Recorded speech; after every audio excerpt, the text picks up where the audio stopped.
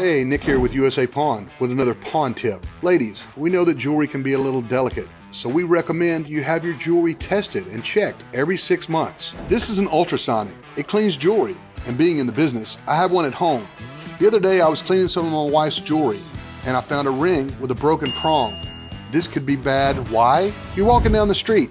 You want to know what time it is, so you look at your watch. Oh no, you notice that your diamond has fallen out of your ring.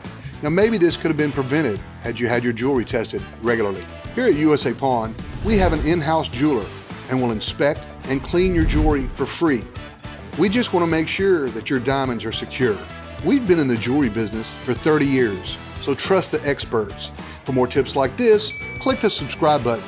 Thanks for watching, and remember to shop us online at usapawn.com.